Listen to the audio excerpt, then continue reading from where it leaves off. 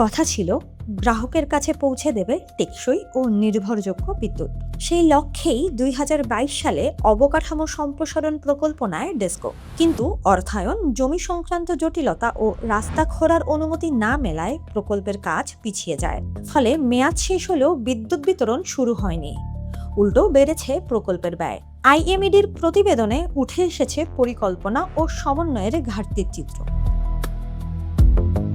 ডেসকোর মতে, ভবিষ্যতের বিদ্যুৎ চাহিদা মেটাতে বিদ্যমান সাবস্টেশনগুলোর সক্ষমতা যথেষ্ট নয়। তাই ২০২২ সালে ৪টি ১৩২/৩৩ কেভি গ্রিড উপকেন্দ্র ও নতুন ৩৩/১১ কেভি উপকেন্দ্রের নির্মাণের উদ্যোগ নেওয়া হয়।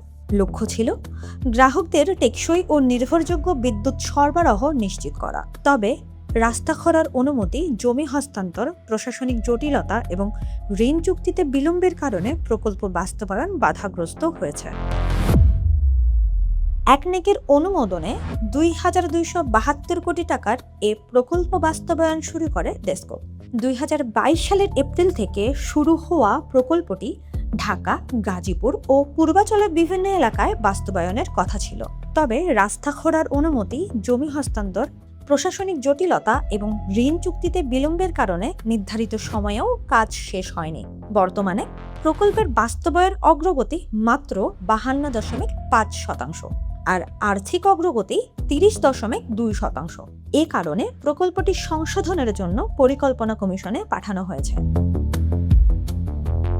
আইএমইডির মতে, প্রকল্প বাস্তবায়নের সবচেয়ে বড় বাধা জমি সংক্রান্ত জটিলতা ও দীর্ঘ প্রশাসনিক প্রক্রিয়া।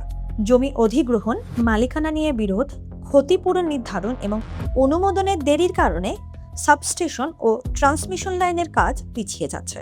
এছাড়া বিদেশ থেকে যন্ত্রপাতি আমদানিতে জটিল পরিদর্শন প্রক্রিয়া এবং এডিবির ঋণ চুক্তিতে প্রায় ২ বছরের লম্বা দেরিও প্রকল্পের অগ্রগতিতে নেতিবাচক প্রভাব ফেলছে।